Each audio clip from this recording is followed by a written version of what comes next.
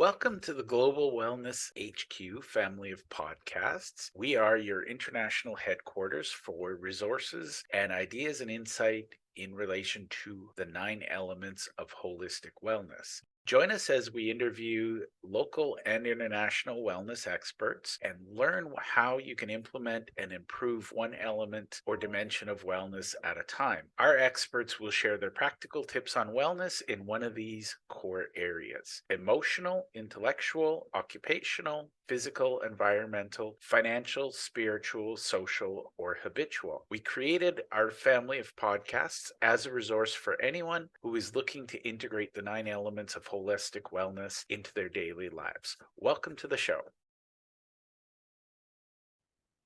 Hi, everyone. Welcome to the show. I'm really excited to have Pat Wetzel with me today. And Pat is the author of Bump in the Road. Pat, first of all, why don't you introduce yourself and tell us a little bit about yourself?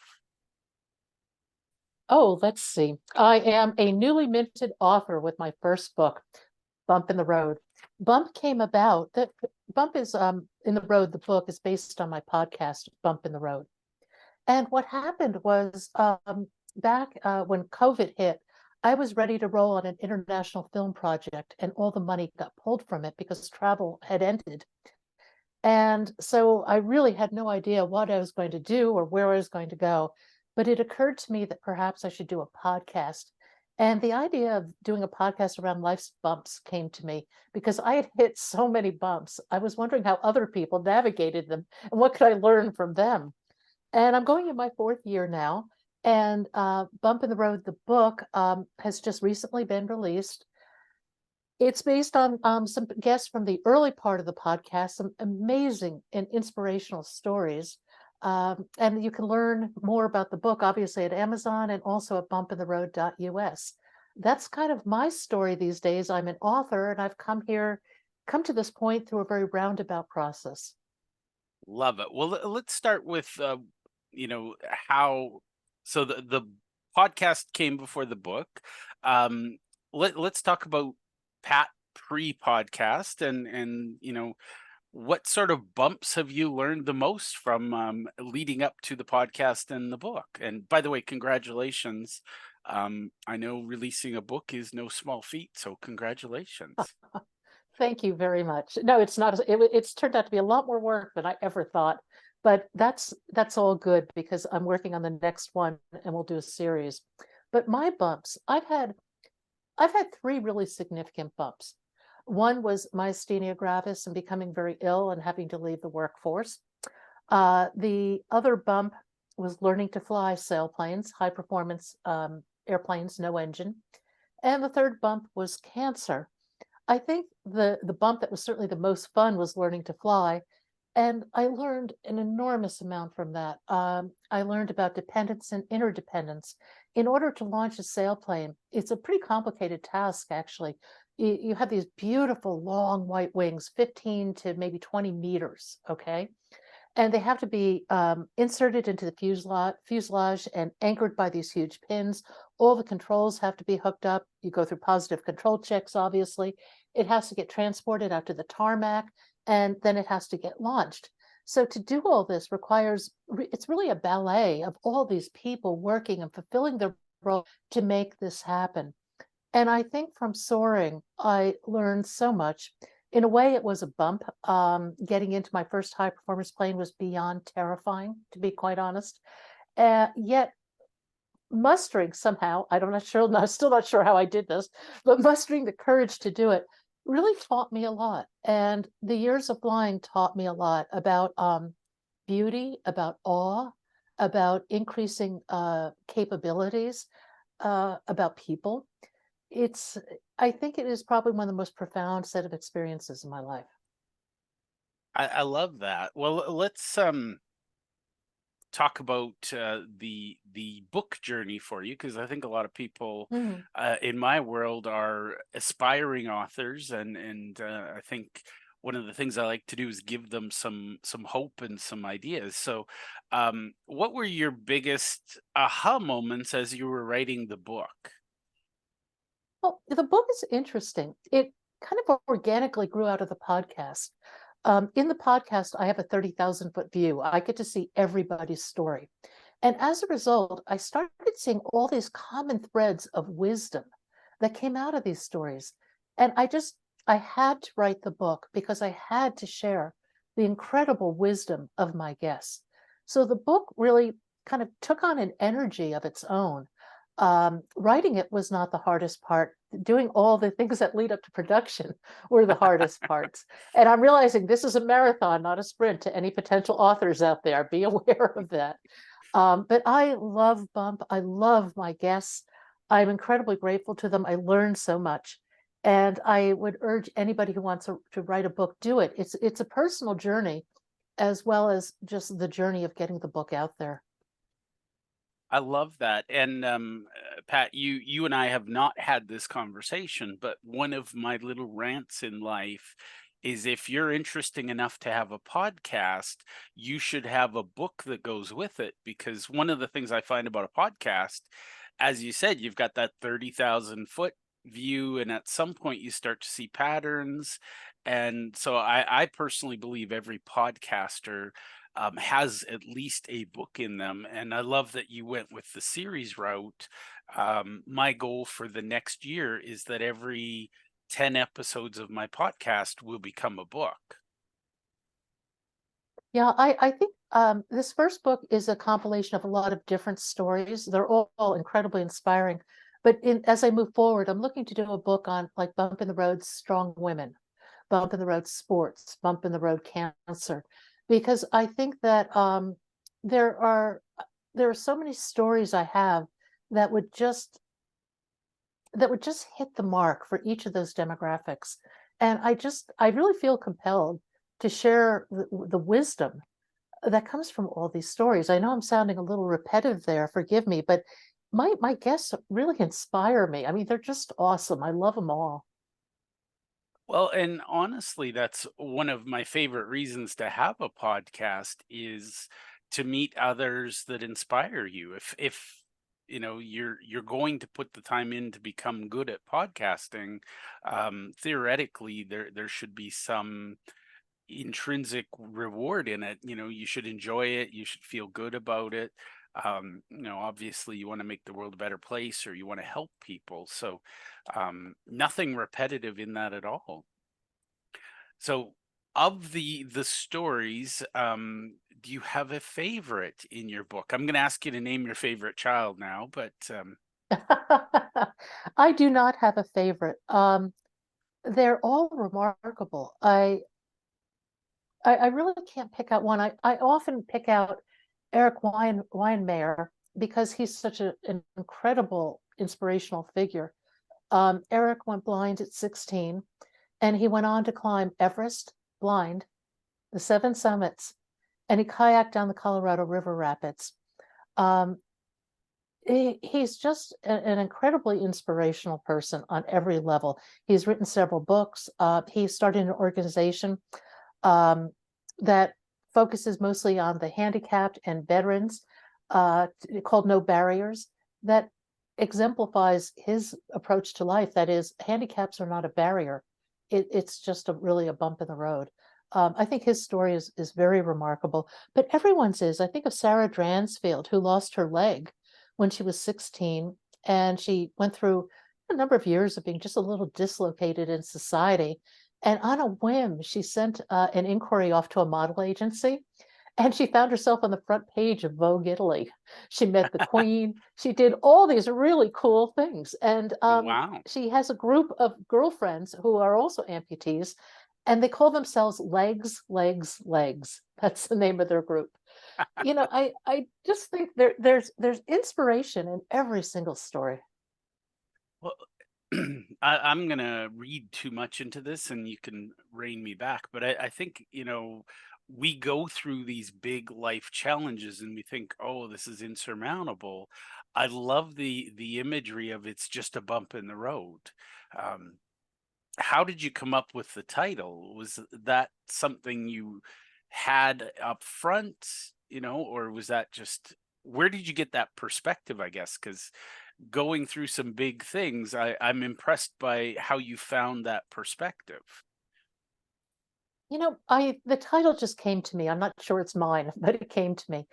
But I wanted something that was a little bit lighthearted because some of these bumps are really horrific. And when you're in the middle of it, we've all been there to some degree or another. When you're in the middle of it, you don't know what to do. You don't know what end is up. You don't know how to get through it. You have no idea what to do. You may just at best be surviving day to day. And you may not even be on that plane. And I think that having the stories of other people who've been through similar bumps can really help you out. So the bump in the road as a title, I want it to be a little lighthearted and fun because I'm dealing with some serious things sometimes. But I also want it to I want it to reflect some perspective because we will all hit these bumps and you have to find a positive way to navigate through them. You just have to. I love that. And I think that's the wonderful. When I was reading your bio and your story, I really wanted to connect with you because I think, a lot of people, I call it first world problems. People are traumatized because they had to wait in line at Starbucks for 6 minutes, and it's like, keep it in perspective, people. So Well, um I think one of the things that helps keep it in perspective is gratitude. A lot of people talk about gratitude, but I think it's really profound. I started a gratitude practice decades ago, but I didn't really keep it up. But then when I started, I went through a cancer experience, and through that, I started meditating. And what I did is at the beginning of my meditation, I find 5 things to be grateful for every day. And they have to be different every day. You can't recite the same 5. You actually have to reflect a little bit. But it's really a profound practice in terms of, getting a little perspective on things like waiting 6 minutes at Starbucks. I mean, my gosh, be grateful. yeah, that we have the money to be in that line. There's a lot of gratitude there, and I think that's one of my little conundrums in life. I always like to think, I look at gratitude, and I love the fact that I don't know how to physically be both grateful and upset at the same time. Like when you force yourself to think about gratitude, it becomes an amazing energy, because when you're in that state of gratitude, it's really hard to think of the things you don't have. It's easy to think about all of the things you're lucky to have. And I think, too many people get used to dwelling on what they don't have. Well, I think it's energy. And I also think that it's humility. I think that we tend to get very wrapped up in these external identities that we create and we put out there. I think there's a lot of room for humility along with gratitude. And I think that that's a very positive thing.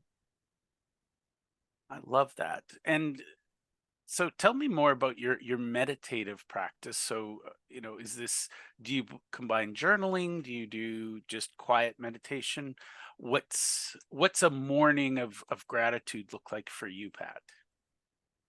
Every morning I wake up, brush my teeth and whatnot. And then I sit down, I find 5 things to be grateful for. And then I meditate for at minimum of 20 minutes, sometimes much longer. I started off doing transcendental meditation, and I still do, but I often use breath along with my meditation. For me, that lately is kind of my thing, if you will. But I meditate just about every single day. It is the one thing in life I could not live without.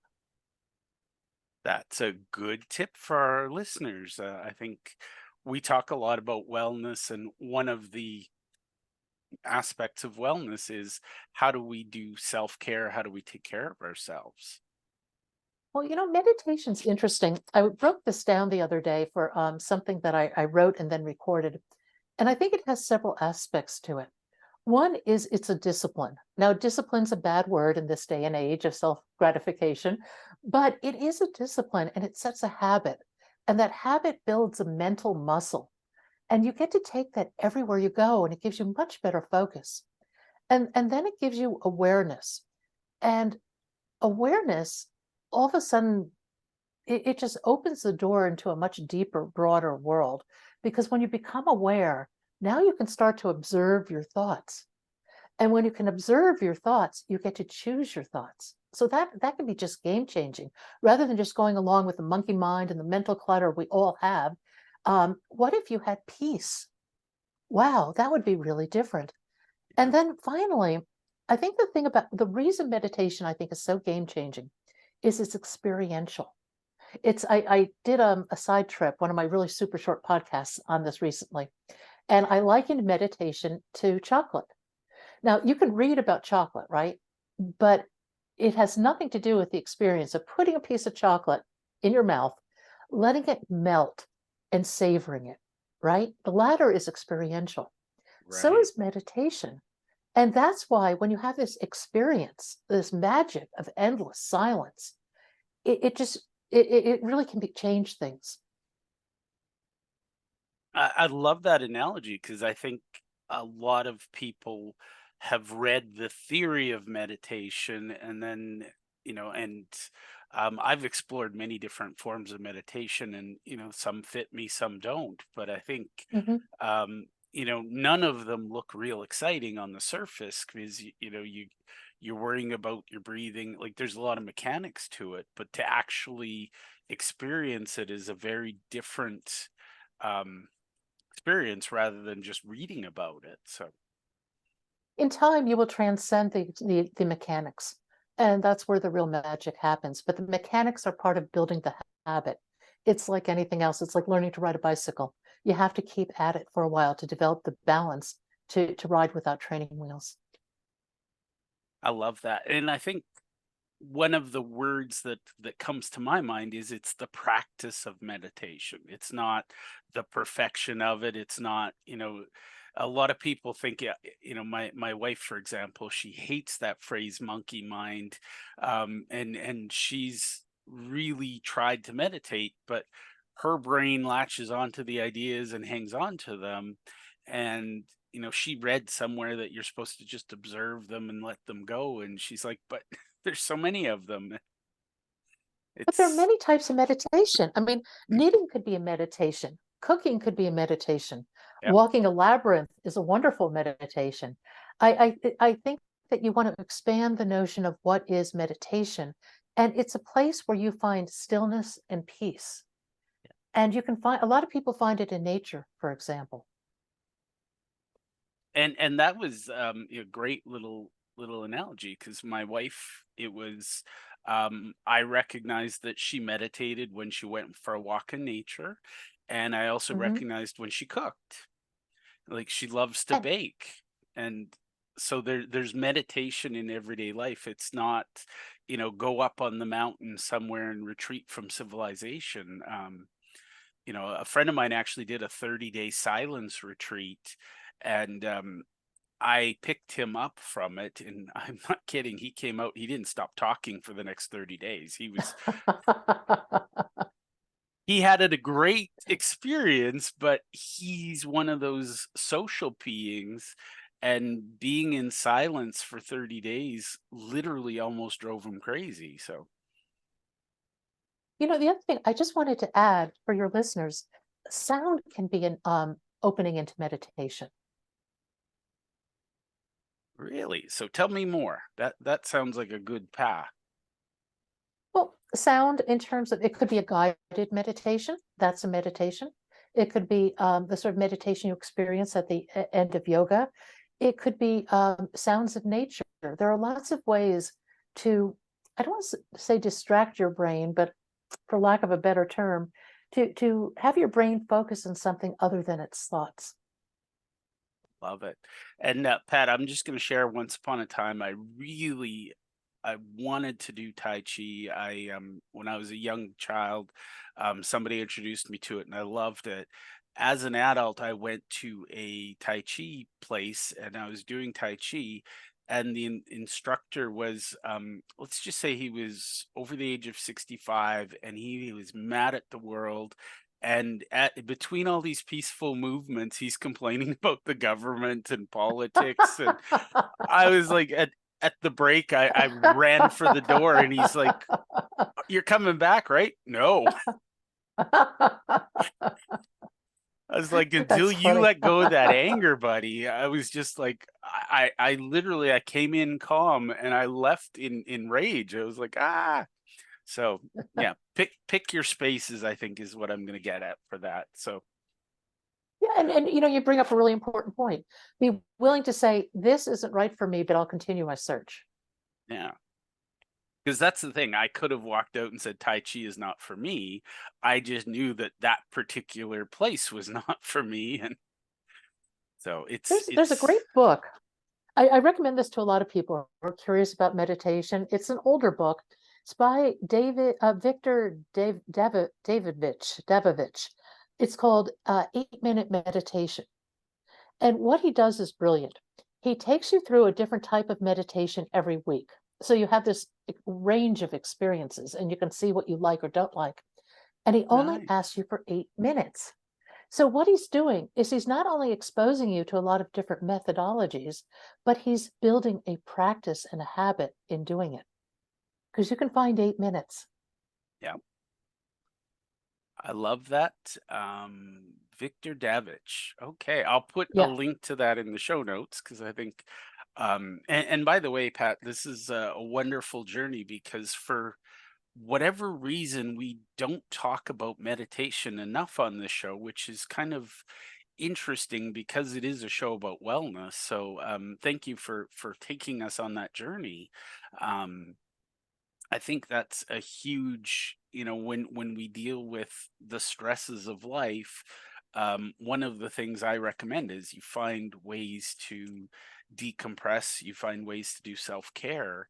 And I love the idea of 8 simple minutes. I think that's, most of us can make 8 minutes. And one of the things I believe is that once you get in that habit, then you're going to crave the next 8 minutes. So I think it's a virtuous cycle of habits.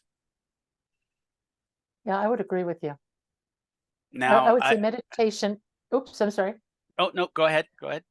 I was just going to say, I think meditation is an essential piece of good mental health. I really do, because it allows you to be calm, to be still, to be aware.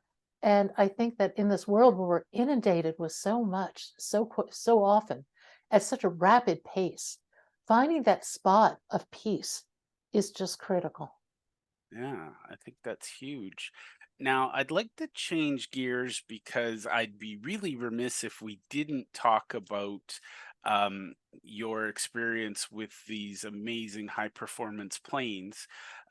So, first and foremost, let's talk about that first time you got into the cockpit, because I'm going to guess that your rational brain was saying, jump out, jump out.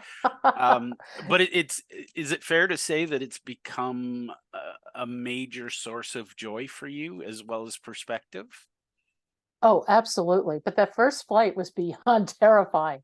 I mean, it took everything I had and then some to get into that cockpit the first time. It's a single seat plane. Nobody can teach you to fly it. You just have to do it. And it was well beyond anything I'd flown before.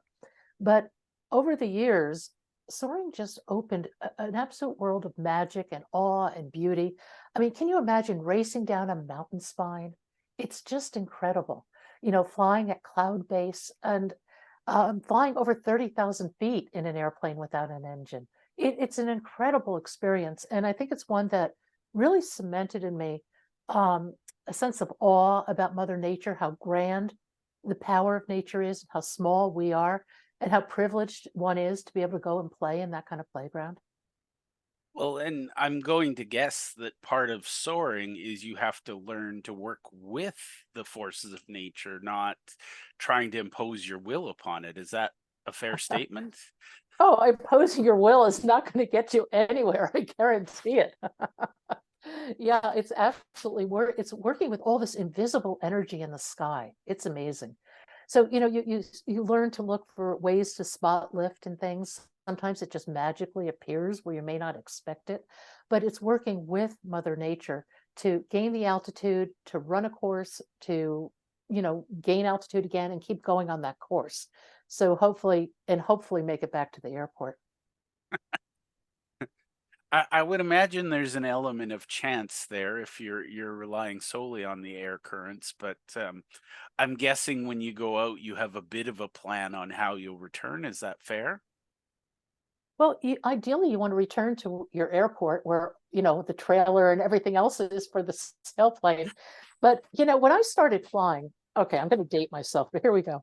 When I started flying, it was in the days before cell phones and GPS was barely coming on the horizon. So if you land out somewhere, you have no cell phone. You probably don't even know where you are, or not exactly where you are. You have to, hopefully, you landed in one piece.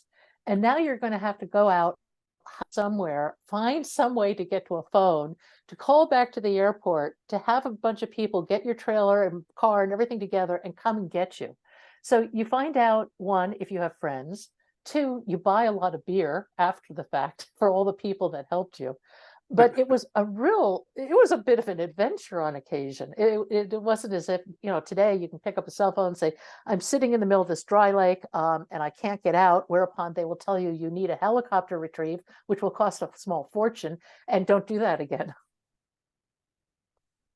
I love that. And I think, in some ways there's metaphors there because you're surrendering to the forces around you. You're learning to anticipate, and as you said, you get really good at finding out who your friends are very quickly, right?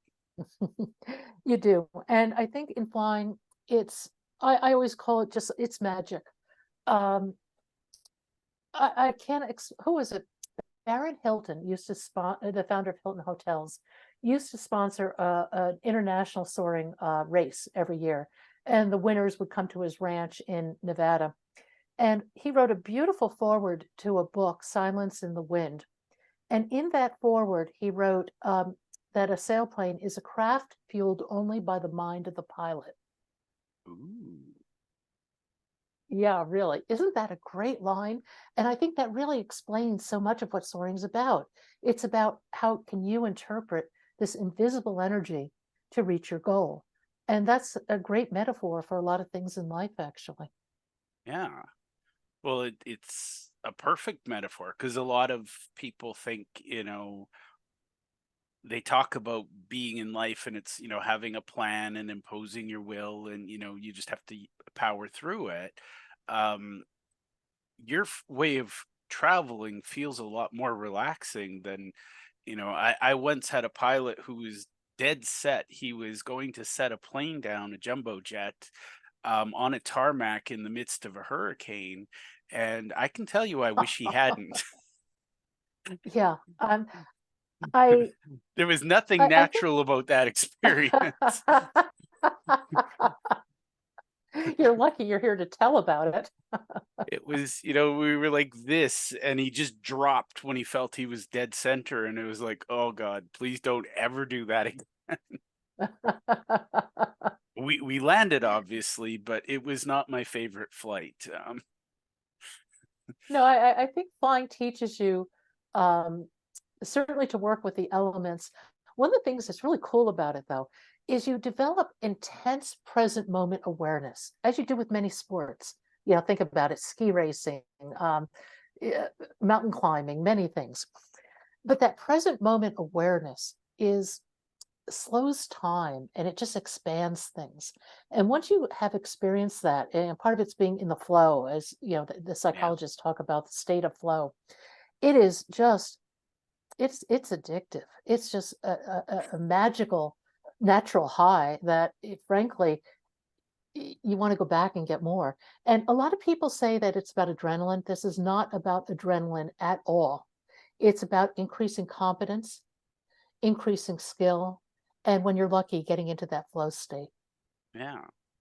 Well, and to be honest, it feels to me like it would be more about that calmness rather than if you're getting white knuckle highs from soaring, I'm guessing you're not quite doing it the way you're supposed to. Is that fair? Or maybe You're there are probably not some make people. Well, you're probably not making the best decisions you can make. I've been there, done that. I feel like there's somebody out there who's an adrenaline junkie, and they're testing the plane to see how they can pull up, but I don't sense that that's you, Pat. Is that fair? No, I'm a total chicken. I flew with somebody like that though, a Navy test pilot. Okay, these guys have no fear at all. There's nothing that phases them. And he explained how my plane spun one day. I never spun my plane. It was too terrifying after listening to this story. He, comes up and, he kind of has this drawl that a lot of older pilots, these days would have. And he starts to explain how my plane, her name was Whiskey Oscar, another story, but how Whiskey Oscar spun. And he would say, well, first she turns over and her nose points to the ground. And then she tucks and you get a canopy full of earth. And he's there simulating this with a stick and terror in his face and everything else. And I'm watching this thinking, oh my God, what have I gotten myself into? And then he goes and then you recover, and you have to be sure your flaps are full negative, or because you could rip the wings off your plane if they're not in the right configuration. So he goes, then you recover and it tucks some more. And then you pull out. And he goes through this long, long explanation. And finally he looks at me and he smiles. And he says, best ride I ever had. And I thought, oh my God, that's not a ride I am going on, at least not intentionally. But thank you for telling me that the plane will tuck upside down before it recovers. That's good to know. Good to know. Yeah, I think you and I would fly similar styles. I like Yeah. the meditative in the zone aspect of it, not the white knuckle terror. So Yeah. No, that is, everybody has a few inadvertent white knuckle terror moments, and they are not something you want to repeat. I'm guessing again, lessons learned and things to avoid. Is that a fair comment? Absolutely. And, one of the ways you learn, when I flew back east, we had a club and we owned our own airport. And at the end of the day, we'd all get together for dinner around the picnic tables and whatnot and tell stories about the day's flights.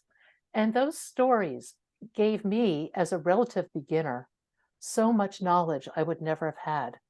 And that knowledge saved my butt more than once and was a really important piece of the whole flying experience. Out west, it's a lot different, socially, the way flying is structured and everything. But back east, being part of that club and having that wisdom at my fingertips was just game changing. Well, and honestly, Pat, that feels like another metaphor for life. A lot of times we feel like we're flying solo, but we can learn from those who've flown before us and who've flown with us. Absolutely. I mean, that's a perfect entree for me to pitch my book. I love that. Eh, Well, the reason Bump came to be was I call Bump in the Road Bump affectionately. It came out of my podcast, but I had this 30,000-foot view of everybody's story in my podcast. So I could see all the commonalities and how people actually navigated all these life bumps. And I was just so taken back and so totally inspired by the guests on my show that this wisdom had to be packaged in a way that people could easily access it, because it's hard to see. You can't see this podcast by podcast unless you sit down and listen to several hundred podcasts, which Yeah. I don't think people are going to do. But in a book, I can pull it together in a way that makes a little bit more sense in terms of sharing this incredible life wisdom. Yeah. I love that, and I think a good podcast, coming back to your metaphor of sitting around over dinner and sharing stories, you know, podcasting is just the modern campfire. We used to tell stories around the fire, and this is how we learned, what safety to, and what animals we shouldn't try to pet in the wild and things like that. And I think that's where the metaphor becomes a reality. One of my aha moments this summer was that podcasters are really natural storytellers, but we're also generally good at distilling stories. And, it was a little accident. Literally, I was moving books and I dropped Timothy Ferris. He has a two books. I can't remember the other one, but one's called Tools of Titans, and I dropped it on my foot. And of course, my first reaction, it's that thick. And I was like, ow, that hurt my toe. But that was literally the moment when I went, oh my God, all he did was he took his podcast and he pulled out the essence of each guest and boiled it down into this, it's hard to say that that's a distilled version, but he's got a few hundred, if not few thousand episodes. So let's talk about the future of Bump in the Road. So the podcast has been around. It's been around through Going into our COVID. 4th year. Yeah, Wow, it started that's in no small feat. No, it's thank you. And I'm booking well into 2024. Actually, I'm stopping booking at this point because it's getting so far, so far out there. But I continue to meet amazing people all over the world. I mean, I'm so grateful. And this is the first book. This is a compilation of some different stories from the earlier part of my podcast. And actually, the book was going to be twice its size, but it was too big, so I had to cut half of it. So I have another book kind of waiting there, but I'm looking to do a series where I can be like Bump in the Road Sports, Bump in the Road Business, Bump in the Road Strong Women. So I can really dive into some more defined areas with Bump, hopefully to, again, just extend that wisdom that comes from my guests. I can't say enough good things about my guests. They are remarkable people, and I love what I do. I tell people I'm a full-time podcaster and they look at me like I've got three heads. But it is, for me, it's a passion. I love meeting people. I love telling stories. I love helping people share those. Um, Now I'm going to ask you one of the hardest questions for my guests. How can people get to know more about you and the work that you're doing? I think you mentioned you have some courses. How can people get to know Pat? Come on over to the website, which is bumpintheroad.us. There are all sorts of interesting things there. Obviously, the podcasts are there as well as on all the major podcast platforms, Spotify, iHeartRadio, Apple, etc. But on the website, I have photos, sometimes videos, and sometimes more extended conversations with my guests. I have a series of short podcasts that, again, are distributed on all the podcast platforms. They're called side trips. They're all less than 5 minutes, and they give me the chance to comment on whatever I feel like commenting on. Because when I'm doing a podcast, my role is to be the host. In side trips, I get to comment on whatever. So those are all on the website. There's a growing media section, obviously a section on the book, and a section about me where you can learn a little bit more about what really went into creating Bump in the Road. The book is on Amazon and in Kindle and in softback, paperback. Love it. So I'm going to encourage all my readers or listeners and viewers to go out and grab a copy.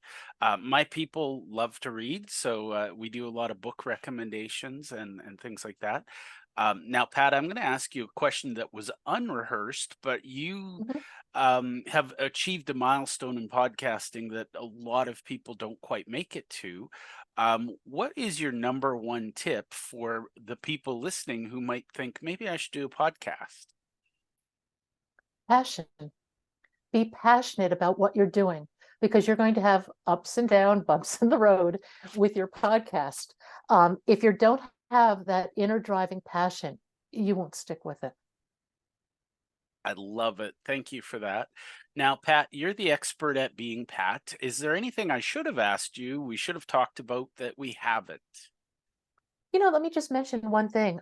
For people who buy the book, there's an online workbook and resource, and it includes a lot of videos, behind the scenes discussions with my guests, and also a workbook on how to navigate some of life's bumps. I think you'll find it really interesting, and that's for everybody who buys the book. Love it. Well, thank you very much for your time, and thanks for being on the show today, Pat. Thank you. I really enjoyed this. Thank you very much.